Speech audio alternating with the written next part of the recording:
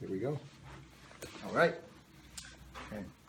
Hi, I'm Rabbi David Vassior. I serve as rabbi for the Jewish Reconstructionist community Kadima here in Seattle. And I'm here with Jonathan Rosenblum, who wrote Beyond 15, Immigrant Workers, Faith Activists, and the Revival of the Labor Movement. Thanks for this contribution. I really enjoyed reading it. I'm wondering if you could tell us about what inspired you to write this fabulous book. Yeah. Well, I've been a union and community organizer for a number of decades, and in between 2011 and 2014, I was privileged to be the campaign director for the SeaTac Airport Workers Organizing Campaign, which turned out to be the first successful $15 initiative campaign in the country. And it inspired the $15 movement beyond after we won the ballot initiative in 2013. And I decided to step back from the campaign and write about it, and turned into a book.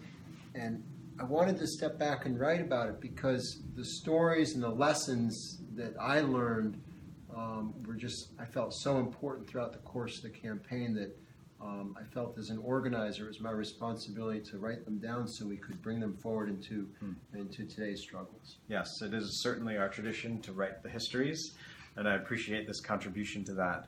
I was very struck in reading it by the coalitions that were able to come together to make this campaign successful. We have different national origins, races, geographies, languages, class backgrounds, and very struck by the way that you recall the story of Pharaoh and the Exodus in our own tradition.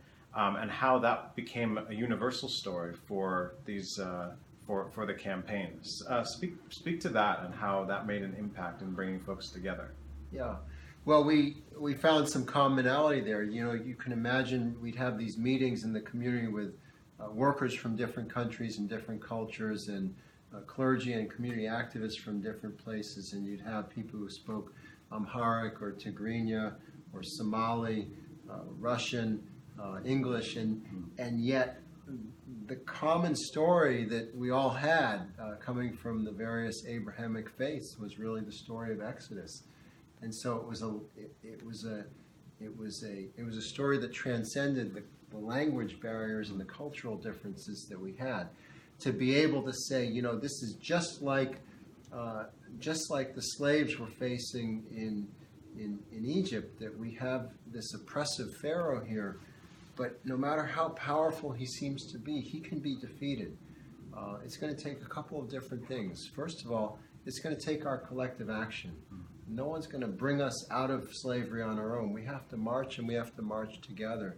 And then secondly, it does take a bit of faith, because we don't know exactly where we're going or how we're going to get there. But we know that if we take these first steps, then we'll be able to discover what the next steps beyond that are. And together, we're going to get to a much better place. Yeah, and that, in using that analogy, that seemed, while reading it, that there's no single Moses in this story, clearly. There's many different leaders who stepped up throughout. Myself as a rabbi who gets sometimes asked to join in different social justice causes around the city, I wonder if you could speak to the different strategies that you employed. You speak to the rent-a-collar strategy of the past, and how faith leaders were really part of the campaign more than in the past, perhaps. Right. Well, because so many of the workers, especially the Muslim workers from East Africa, were so tied into their faith communities, their mosques, we recognized early on that it was actually impossible to think about this as a union campaign that just involved workers, that we had to engage the faith communities, and that meant that we had to have trust between the communities and the unions that were involved in the campaign. And as you mentioned, all too often, not just unions, but community groups often take a very transactional approach toward faith communities, that we might call on clergy to come help us when the campaign's in trouble, and we have a press conference and we'd like you to say a few words and provide some validation because you're clearly an upstanding person in the community. But we don't invite you in as a co-creator of the campaign with your own distinct ideas and thoughts about how we should be organizing and moving forward. And in the CTAC campaign, we were certainly imperfect, but what we tried to do was to engage clergy and community activists as much as possible, along with the airport workers, of course, in figuring out how do we manage this campaign, what are the tactics and strategies that we want to deploy here, how do we do these things. So, for instance, when the Alaska Airlines shareholders meeting came up, and Alaska being the biggest airline at the airport was a dominant economic force, a number of us got shares to get into the meeting, but we didn't have the answers, just the union organizers, about what we should do. We had to bring together clergy and community activists and, of course, the airport workers and say, what should we do inside this meeting? How do we want to conduct ourselves? And together we came up with a plan that was a lot better than any of us would have come up with individually. That's great. So the title of the book, right? The subtitle: Immigrant Workers, Faith Activists, and the Revival of the Labor Movement. This revival that you speak of, you call, it sounds like, for a working class movement that is beyond union membership.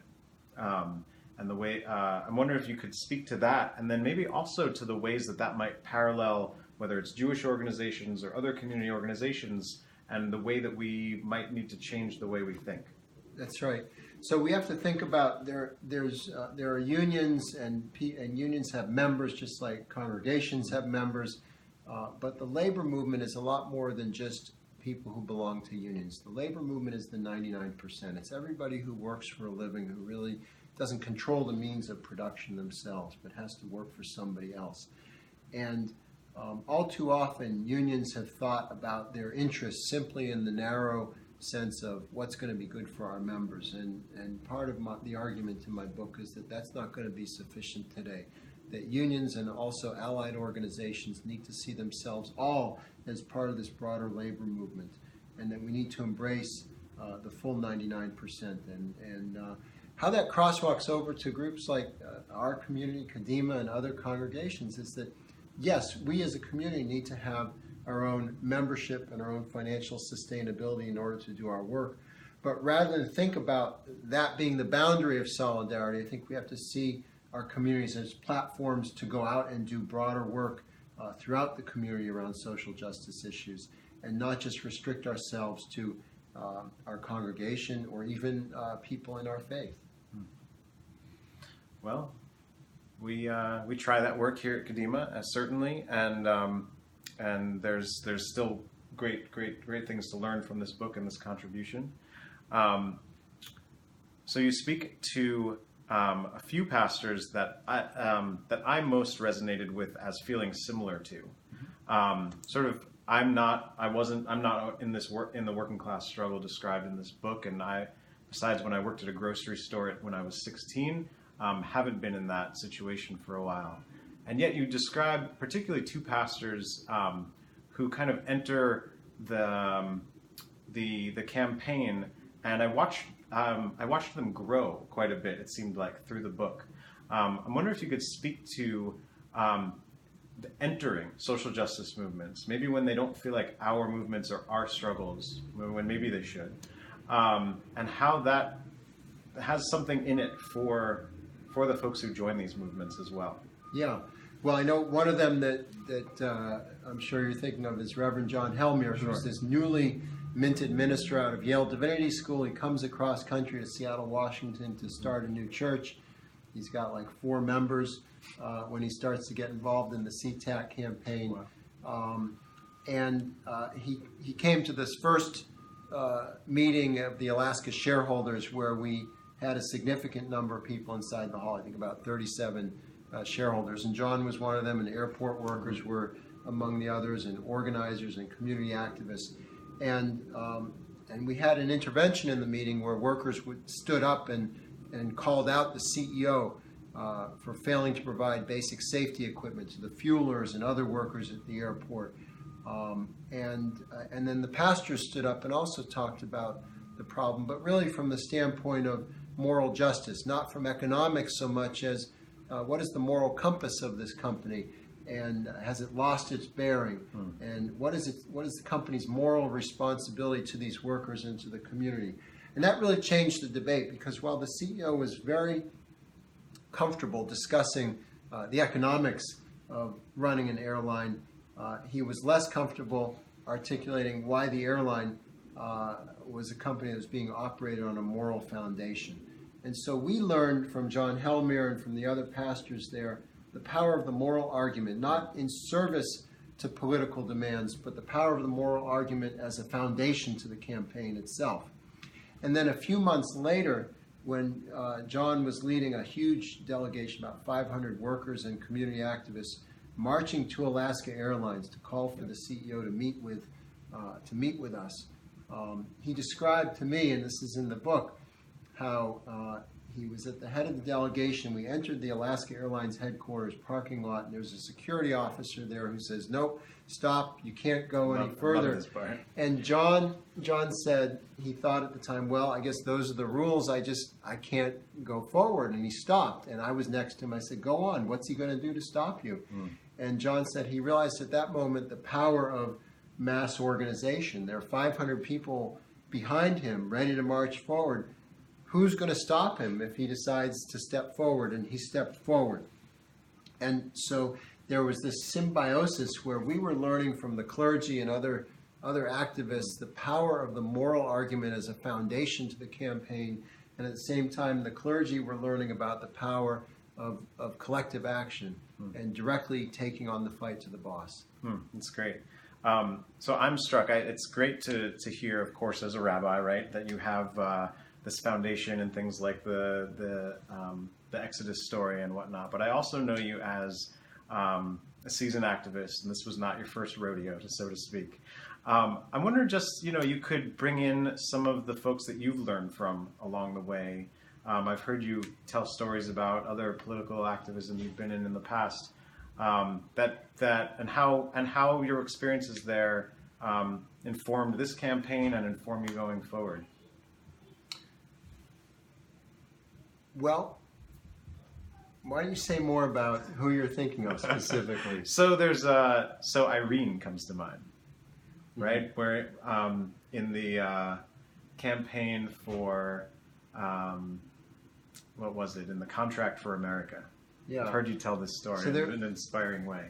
There's this story about a good friend of mine who died a few years ago, but Irene Hull was a longtime activist, a member of the Communist Party, organizer of child care workers back in the 40s and 50s, and she was quite elderly, I think about 83 or 84 in the 1990s when the Republican-led Congress came out with this Contract on America, Newt Gingrich's 10-point plan to basically restructure the whole economic and social benefit system in our country.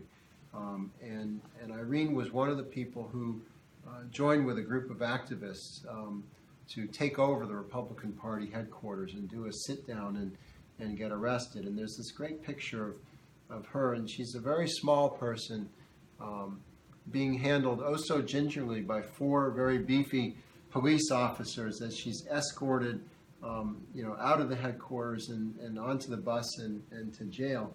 And, watching Irene go through that and knowing what she'd endured in life, I think gives us all confidence that, if she can manage that at her advanced age, then surely we have contributions that we can make as well. Great. Felt important to bring in some of the ancestors and the folks we've learned from along the way. And with that, I've thoroughly enjoyed reading this book. Not only does it tell an important true story that can inspire us, but it is written with this agadic tone of pedagogical narrative that feels so Jewish in the ways of the Genesis and Exodus stories, certainly, and throughout our tradition. That it's actually a fun read as well. So thank you not only for telling history, but doing it in a way that is accessible and fun to read. And I highly recommend picking up a copy. Thanks for taking the time. Yeah. Okay. Thanks, Jonathan.